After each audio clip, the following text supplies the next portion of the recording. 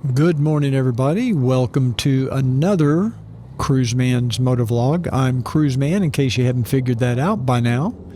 And I am leaving my neighborhood this morning on my way to Bryan College Station, Texas. Later, I'm going to go into the reason for my ride to Bryan. Make sure you stay tuned to the very end of this video. But first, I need to get out of Dallas and head south on I-35.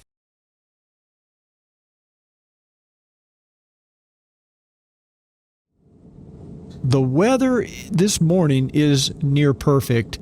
It's about 64 degrees. There's literally no wind today, and it's just a really, really beautiful spring morning. We don't get that many of these here in Dallas-Fort Worth, so I just got lucky on this ride.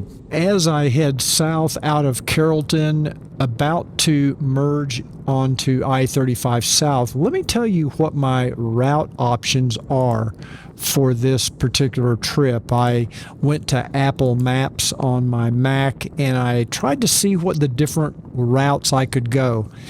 My first option was to take I-45 South, which is the interstate that goes from Dallas to Houston. And you can see from the map, my destination is the Best Western in Bryan. That's where I'm going tonight, spend the night, and then we'll do our business tomorrow. I chose not to go this route because I'm spending more time on the interstate as opposed to the smaller state highways. My second option was to avoid interstates altogether and basically take smaller state highways all the way down to Bryan. The downside to this option was it took over 4 hours, and in hindsight, I probably should have chosen this option. I think it would have been a more interesting ride and certainly a lot less stressful, but instead I chose option number 3. So the route I'm taking today has me on my least favorite interstate in the world, which is I-35 South. But I will be spending less time on the interstate than I would with the I-45 option, and it will get me there in a reasonable amount of time, about 3 hours driving time. For today's ride, I created my route using Basecamp on my Macintosh, and I imported that route to my Garmin XT. So I'm actually using the Garmin XT to help me get along the route. Now, I could get there without it, but I like to use the GPS all the same. This is my first road trip that I've taken using this Sena Impulse helmet, which has the Bluetooth communicator built in. And I'm really anxious to see how it performs. And I had some interesting results. I was able to pair my Garmin GPS to the B channel of my Sena Impulse helmet so as to get audio navigation instructions through my headset. And basically, whenever any audio comes through that B channel, it's supposed to mute the audio that's coming through on the A channel, which in my case is the audio coming from my Honda Goldwing. I have the Sena paired to my Goldwing on the A channel. I should also mention that I have my iPhone connected to the bike so that I can send and receive phone calls or texts through Apple CarPlay during this ride. After receiving some navigation audio through the helmet at the beginning of my ride, it did properly mute the audio from the A channel. Actually, I was listening to AM radio at the time. I noticed that when the navigation instructions ended, my A channel audio never returned. So all I was getting was navigation instructions on the B channel, radio silence.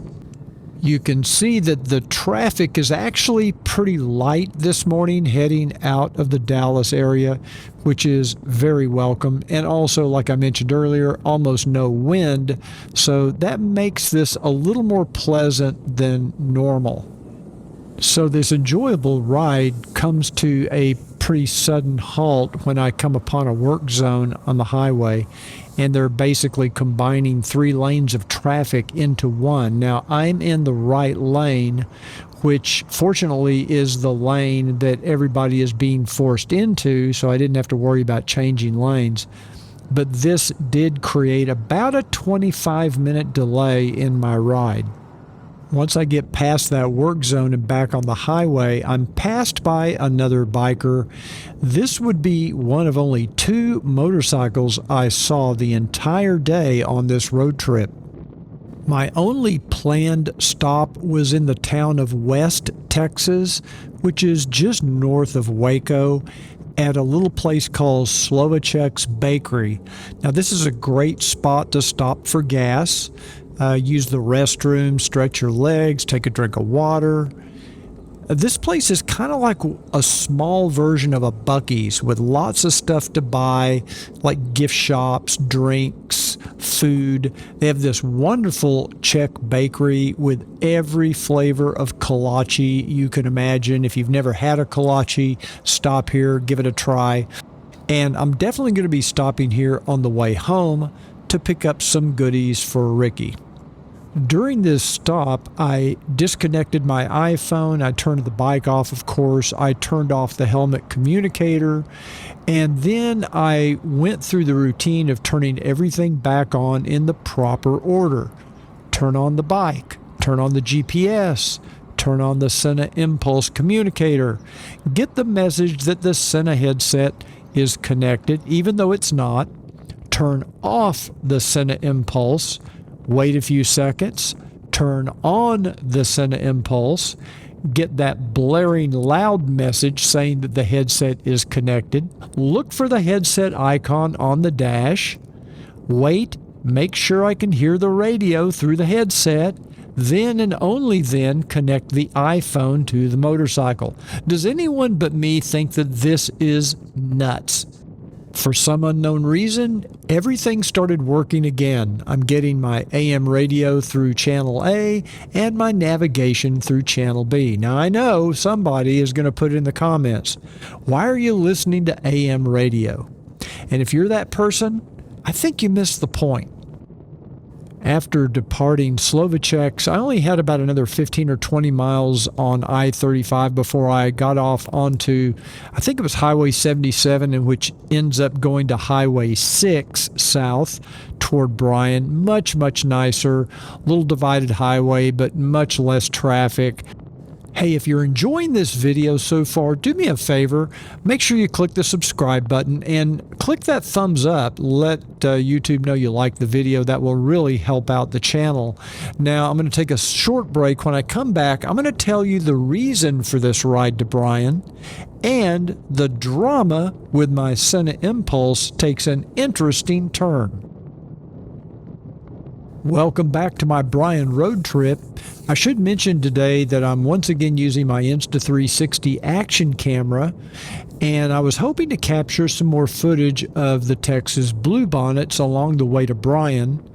The bluebonnet is our state flower, and they're in bloom this time of year along the side of many Texas highways. Now, I did ride past a few patches along the way, and those orange-colored flowers I think are called Indian paintbrush. There's actually an official bluebonnet trail where the best roads for viewing bluebonnets this time of year are located. So if you happen to be riding in Texas this time of year, you might want to check out the bluebonnet trail. So in case you're wondering why I'm riding to Bryan College Station today, some of you may have seen my video with Chris Caliente recently, where I discovered for the first time that there was a tear in my Goldwing seat. You may recall that I had my seat rebuilt back in 2018 by John Conley at Bike Solutions in Bryan College Station. I have had a few of you ask me, do I think that having the seat rebuilt by John, which is actually the Wingsoft seat upgrade, did that cause this tear in the vinyl? And the answer is emphatically no. This is a known issue on these Goldwing seats. They have these sonic or heat sealed seams, and the vinyl is very thin. And if the vinyl becomes brittle over time, they can pull away. So a lot of people have had this issue with their Honda Goldwing seat. It's nothing new, and it has nothing to do with the upgrade that I got from John. So after I discovered this tear, I reached out to John and asked him, is there any way this can be repaired, or does it have to be replaced? Can you replace the cover? Do you have to buy a whole new seat? And as luck would have it, John just happened to have a brand new 2021 seat that he received from Honda for another customer, and the seat came in with some damage. And the customer didn't want it. His insurance covered the cost of getting another new seat from Honda, but John had this brand new 2021 seat. It did have a little damage on the underside, but it's really not that visible. You really can't even see it. He made me an offer I couldn't refuse, and it involves swapping my seat for that new 2021 seat. So I'm riding down to Bryan to meet with John tomorrow, and we're going to do the swap at his place. And in case you're wondering, he is doing his Wingsoft modification to the new seat as well, so it will have that extra padding for that additional comfort, which really makes a huge difference in the comfort of the seat on this Goldwing. I'll put a link to John's website in the description of this video if you're interested. Just a few miles outside of Bryan, I come to Hearne, Texas, and we are at a dead stop. There is a train going through town, and it's creeping through at about, I don't know, maybe 4 or 5 miles an hour. Now, I was stopped at that train track for almost 25 minutes. It took forever, but now I'm on my way to Bryan. Before long, I'm pulling into the parking lot of the Best Western Premier, which is kind of on the north side of Bryan. Actually turned out to be a very nice hotel. After I cover up the bike with my Ultra Guard bike cover, I'm going to walk across the parking lot to Twin Peaks, grab a quick bite to eat, and I'm in for the night. Tomorrow morning, I'll head over to John's place and we'll get the new seat installed. Now, when I come back, I'll be at Bike Solutions. We're going to get the new seat installed, and John is going to tell us about this seat tearing issue. Okay, I'm here with John Conley at Wingsoft, and he just told me something that's very interesting, that if you do have a seat that has experienced this damage, it has a seam splitting on it. Has one of the seams splitting somewhere. I'm going to let him tell a little trick that might save you some money. Yeah, I've done this actually a couple times myself for people that have experienced this.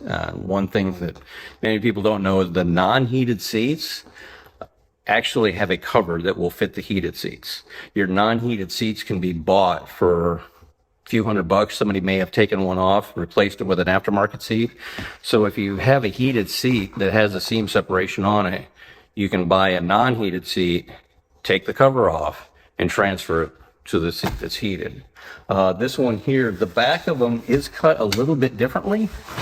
In fact, you can tell the non-heated seat cover, it has this right here. The heated ones do not. Take a look here at the back. See, this is just cut square. Right. And this has this, but you can take some scissors and cut that off. It doesn't really matter. But these are cut slightly different in the back, but they do fit.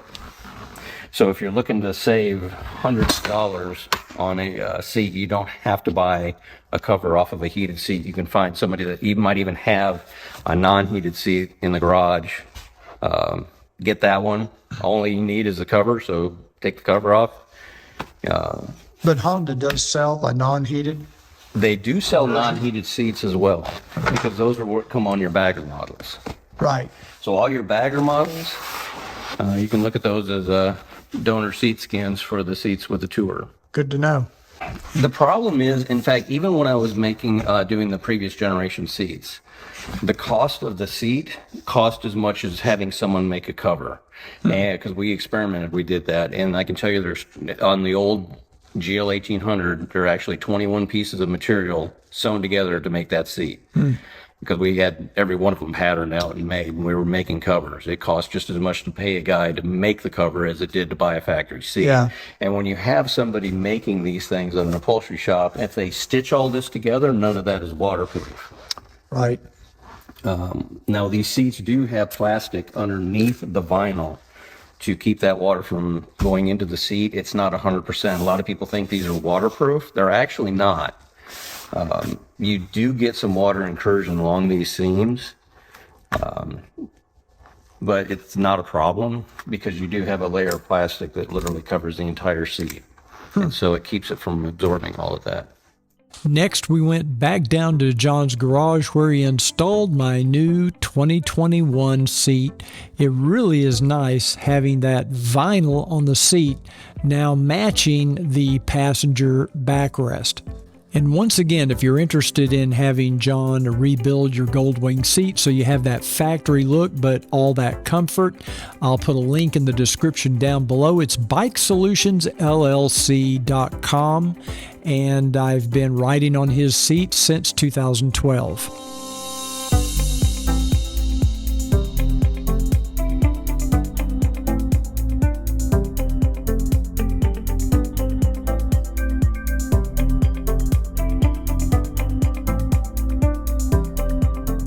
So by 9:30 in the morning, I was back on my way home to Dallas-Fort Worth with my new 2021 seat. I absolutely love it. Very comfortable. Thank you to John at Bike Solutions for hooking me up with this new seat. So interestingly, when I started up the bike this morning, I went through my startup procedure for the Bluetooth communications, just like I always do. I could get the Sena to communicate with the motorcycle, but I could not get the GPS to communicate on the B channel. I shut down and rebooted everything at least 3 different times trying to get this to work. Never could get the GPS to communicate. It shows that it's connected, but it never would make the connection. I don't know if this is a Sena issue. I don't know if it's a GPS issue. I don't know if it's a Honda Goldwing issue. I'll do more research and report back soon because I have another road trip coming up this next week. Since I was unable to use my Garmin GPS on the ride home, I decided to give Apple Maps a try, and I will tell you what my experience was with that on my next MOTOVLOG. It was actually kind of interesting using CarPlay with Apple Maps. I'd like to say that the rest of this trip home was uneventful, but I actually had another brush with death on Interstate 35, but you're going to have to wait until my next MOTOVLOG to hear that story. So make sure you subscribe to the channel, click that notification bell so that YouTube will let you know when that video comes out. And don't forget what I always say, ride often, but ride safe.